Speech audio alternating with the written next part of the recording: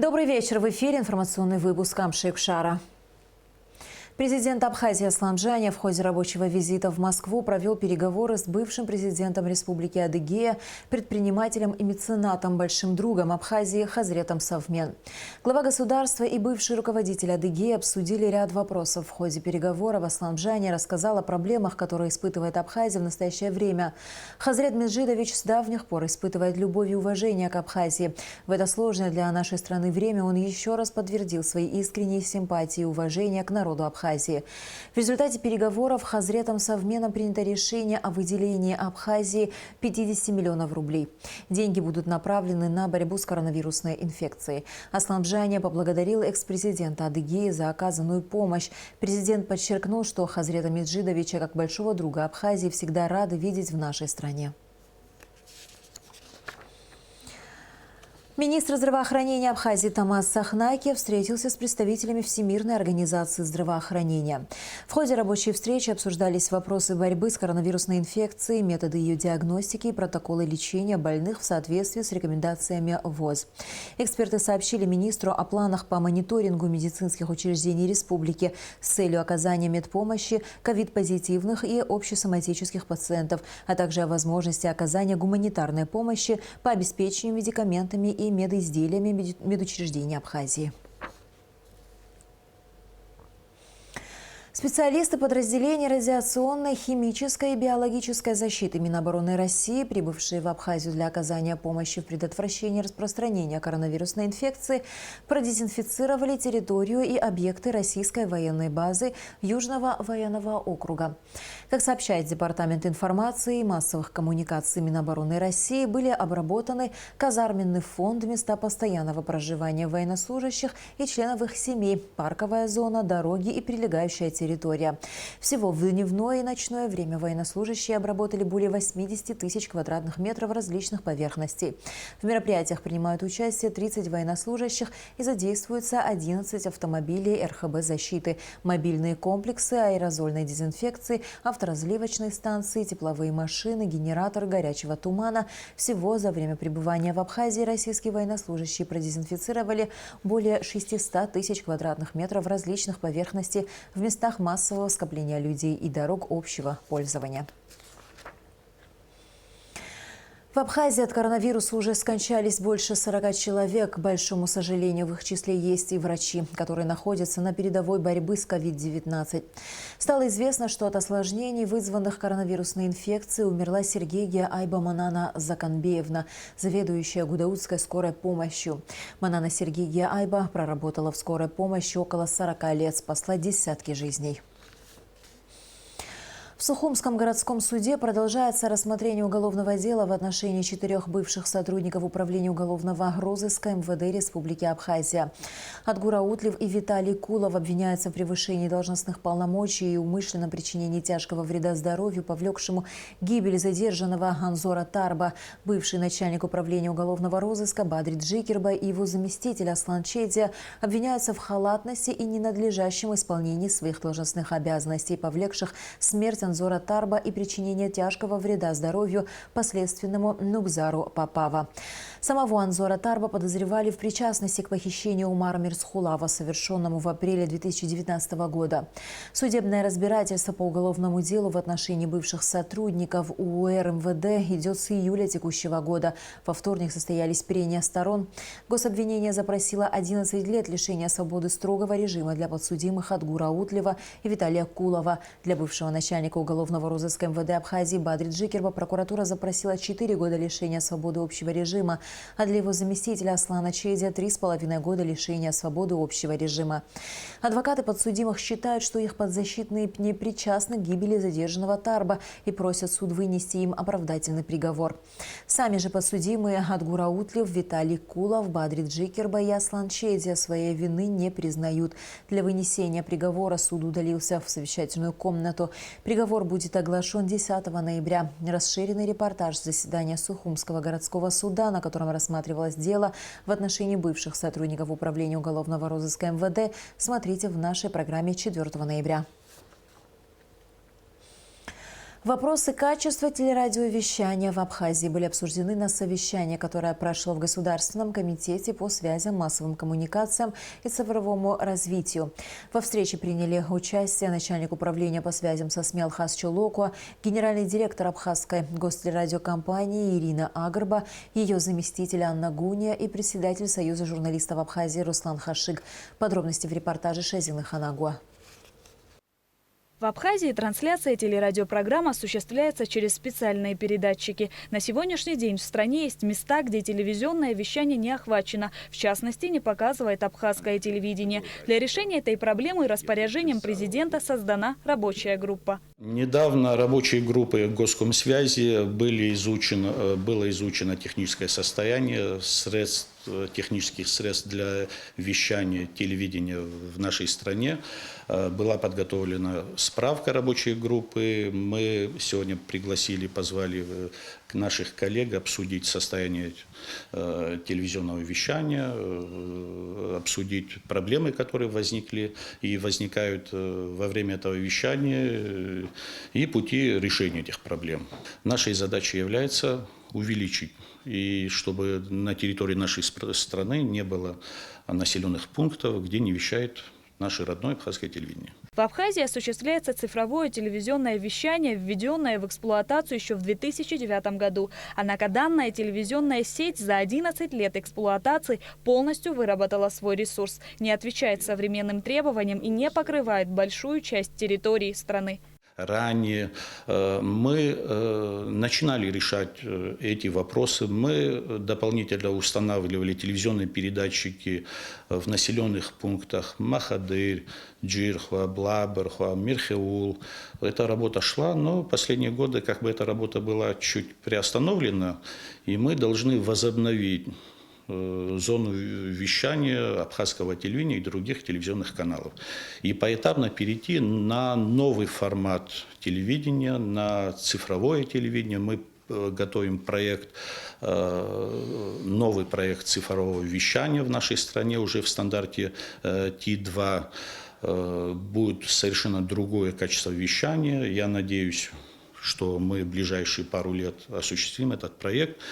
Ну и наши все телевизионные каналы, которые должны вещать, уже будут вещать в новом формате, HD-качество. По словам Беслана Халваш, для улучшения качества эфирного вещания необходимо провести модернизацию технических средств. Эту работу планируется осуществить в рамках инвестиционной программы содействия социально-экономического развития Абхазии.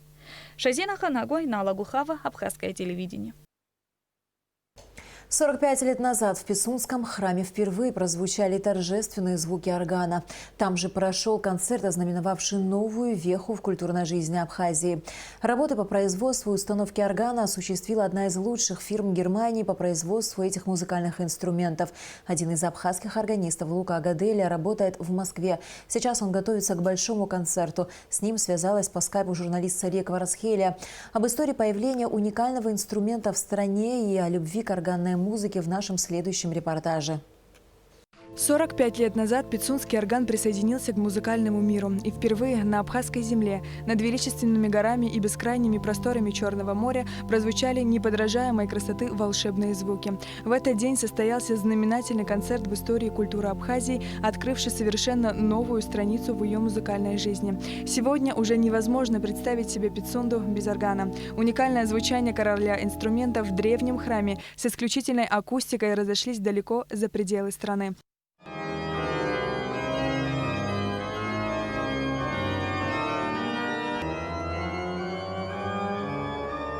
У молодого органиста Луки Агаделя тоже юбилей – 15 лет творческого пути. Лука – один из самых успешных органистов, гордо представляющих культуру своей страны в мире. В 2005 году он впервые сыграл на органе в Пицунском храме. 2005 год – это был конец моего первого курса в Российской академии музыки имени Гнесиных. И я помню, что у меня уже была подготовлена достаточно сложная программа сочинений Баха и композиторов-романтиков. Мне посчастливилось сыграть эти вещи на нашем замечательном органе. Естественно, до этого я уже играл на других инструментах в рамках обучения в Гнесинской академии, но здесь меня абсолютно ошеломил его звук. акустические особенности нашего собора в сочетании со звуком органа, конечно, для любого музыканта, для любого органиста это праздник. И, в общем, играть на нем – это всегда огромное удовольствие. Рождение нового органа всегда становится чрезвычайным событием в музыкальном мире, говорит Лука. Величаво звучащие чарующие звуки, мощно сотрясая древние своды храма, полными чудной гармонии уносятся ввысь сквозь купол в Поднебесье в божественные просторы. Пицунский орган ни с чем нельзя сравнить, отмечает Лука. В первую очередь это отмечают все органисты, и я не исключение. Это совершенно уникальный тандем акустики собора и звучания самого органа. То есть они настолько неразрывно друг с другом связаны, настолько инструмент раскрывает все свои краски и все свои возможности именно в рамках соборной акустики. Вот, это в первую очередь. Но второй момент – это, естественно, сами тембры, сами регистры, которые вот мастер Шуки заложил в этот инструмент, который он выбрал для звучания этого инструмента. Они абсолютно уникальны. Вы знаете, что двух абсолютно разных, одинаковых органов нет. Они все разные, они все друг от друга отличаются по тембрам. Вот. Здесь, вот, я считаю, очень удачный выбор именно тембров. Здесь можно исполнять и музыку эпохи барокко, и музыку романтизма, и музыку 20 века. То есть орган абсолютно универсальный для исполнения музыки широкого, так сказать, диапазона. Особая любовь к органу у Луки с детства. Он ходил в музыкальную школу возле Пицунского храма. Именно здесь он впервые услышал чарующие звуки инструмента. Мощная, эмоционально воздействующая многоголосная фактура вызвала у маленького Луки восторг и удивление. Меня всегда впечатляла вот многозадачность, которая стоит перед органистом, когда там играют и руки, и ноги, и нужно нажимать регистры, да, то есть вот это вот техническая еще какая-то оснащенность органа всегда, как, знаете, как такой, не знаю, штурвал у пилота, да, вот кнопочки все интересные, всегда мне это очень было так интересно. Вот, естественно, как бы в первую очередь это звук и такая мощь звучания. Первыми в Пицунском храме сыграли органисты высочайшего класса, профессор Лейпцигской консерватории Вольфганг Шеттелих и органист Лейпцигского храма Святого Томаса Ханнес Кестнер. А с 1977 года по предложению профессора Ройзмана в храме ежегодно стали проводиться сентябрьские фестивали классической органной музыки. Традиции, заложенные Ройзманом, продолжила первая абхазская органистка Марина Шамба. В 1987 году она впервые исполнила на органе народные трагические произведения – «Песень ранения», «Песень о скале» и колыбельную «Щищнане». Перед началом грузино-абхазской войны в 1992 году Марина Шамба и Абхазская государственная капелла были приглашены в Германию, где у них была возможность ознакомиться со страной уникальных органов, созданных великими мастерами прошлого. А самой Марине посчастливилось сыграть на органе, за которым музицировал сам Себастьян Бах. Пицунский орган пережил немало трудностей, несколько раз был буквально на грани выживания. Но благодаря постоянно проявленной заботе, проведению сложнейших реставрационных работ, по сей день в стенах храма звучат завораживающие звуки органа.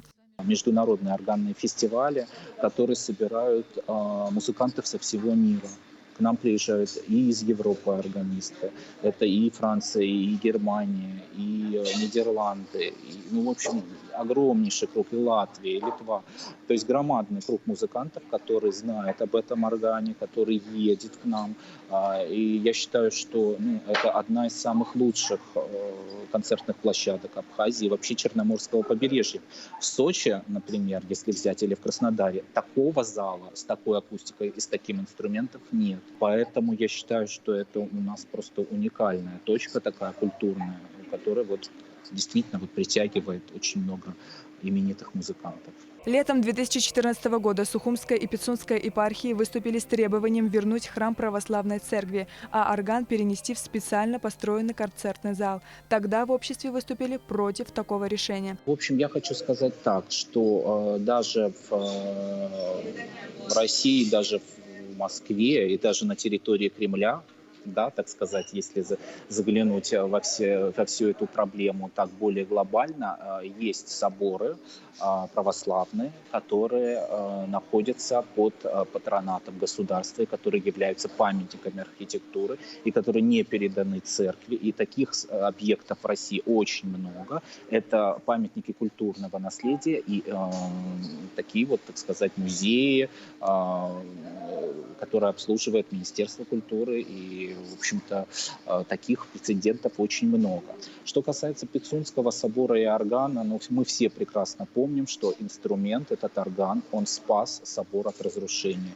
Когда в нем располагались и склады, дивизии, и все что угодно, и уже, извините меня, он разрушался. Именно появление органа в 1975 году спасло собор от разрушения. Сегодня концерты органной музыки в Пицунском храме – одно из самых посещаемых культурных мероприятий страны. На жизни Пицунского концертного зала, конечно же, сказалась и пандемия коронавируса. Поменялись множество планов, связанных с концертным сезоном. Пришлось отменить и запланированный на сентябрь, ставший уже традиционный международный фестиваль «Органные вечера в Пицунде», участники которого являлись как абхазские органисты, так и мастера органной музыки из разных уголков мира. Все 7 фестивалей, прошедших после Отечественной войны народа Абхазии, становились настоящим праздником классической музыки. Несомненно, после вынужденного перерыва фестиваль вновь соберет под сводами Пицунского храма известных исполнителей и любителей органной музыки. Сария Гварацхеля, Дауд Адлиба, Абхазское телевидение. Русдрам примет участие в 24-м международном фестивале Федора Достоевского, который пройдет с 6 по 13 ноября на родине писателя в городе Великий Новгород. Программа фестиваля состоит из спектаклей по произведениям Достоевского. Труппа Русдрама представит постановку эстонского режиссера Антона Киселюса «Игрок». Автором инсценировки выступила абхазская писательница Эля Джигерба. Особенностью этого спектакля является участие в нем абхазской государственной капеллы. Генеральный директор Русдрама Ираклий Хиндба с сожалением отмечает, что капелла не сможет принять участие в фестивале. Чтобы выйти из сложившейся ситуации, для участия в спектакле был приглашен концертный хор Санкт-Петербурга под руководством Владимира Беглецова. Мы вернулись из Липецка с победой на фестивале «Липецкие театральные встречи». Сейчас, надеюсь, мы хорошее впечатление произведем и с нашим игроком в Великом Новгороде. К сожалению, капелла Абхазии не смогла принять участие в этих гастролях. И мы сперва даже подумали, что, наверное, нам надо будет играть вообще без капеллы, просто запись использовать. Но потом нашелся выход. Мы договорились с Санкт-Петербургским концертным хором под руководством Владимира Беглецова. Это очень хороший, известный коллектив. И таким образом этот спектакль будет своего рода международным проектом, объединившим города Сухум и Санкт-Петербург. Мы играем 8 ноября в 19:30 на сцене Новгородской областной филармонии имени Аренского. И этот спектакль будет транслироваться в прямом эфире онлайн на сайте kultura.rf. Он действительно вызывает большой интерес. Он очень такая острая, стильная, динамичная форма придумана. Участие капеллы, которая действующее лицо спектакля. Это хор, как античный хор, который придает масштаб этой истории, всей. И этот спектакль любят в Абхазии. Я рассчитываю на то, что мы хорошо его сыграем и на фестивале. С 4 ноября в Сухуме будет приостановлено на 3 дня троллейбусное движение по всем направлениям, сообщает пресс-служба столичной администрации. Это связано с работами по переброске троллейбусных линий с улицы Абазинской на улицу Айтгалара. Автобусы и маршрутные такси пока будут ездить по старому маршруту. С 1 ноября на участке улицы Айтгалара от улицы Лакоба до улицы Ардзенба введено одностороннее движение. Общественный транспорт по улице Айтгалара пойдет через несколько дней. Новый маршрут будет запущен в связи с ремонтными работами на городских коммуникациях по улице Абазинская.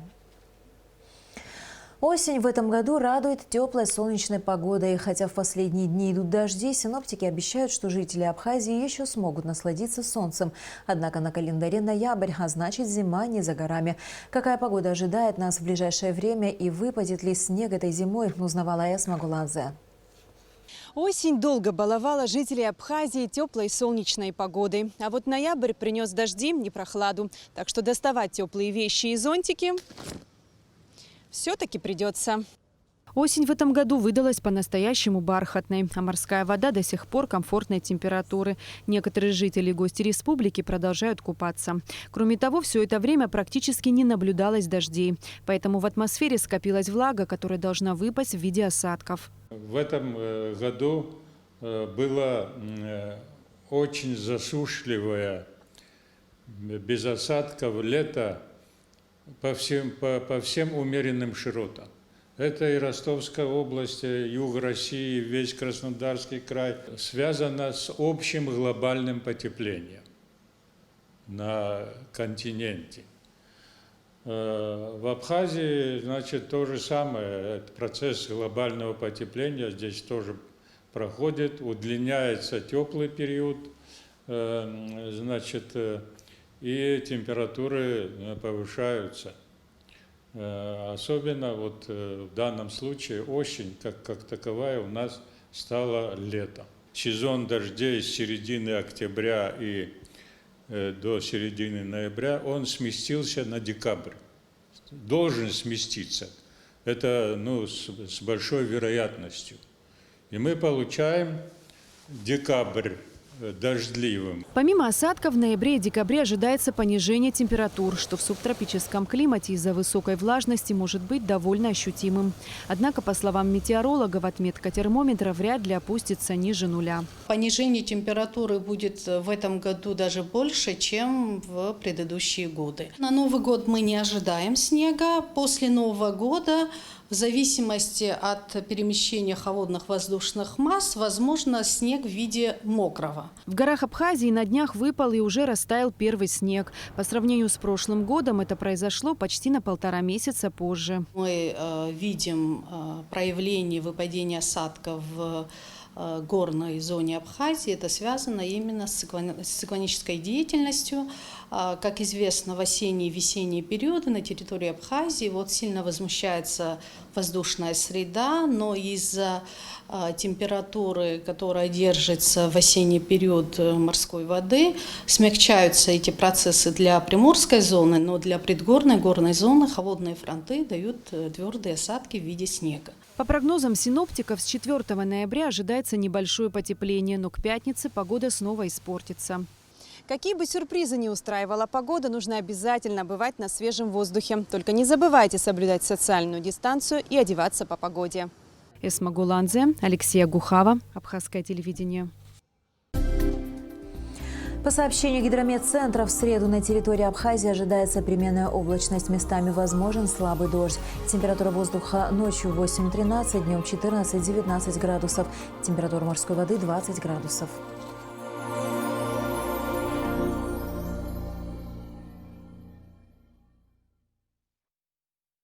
На этом наш выпуск завершен. До скорых встреч в эфире.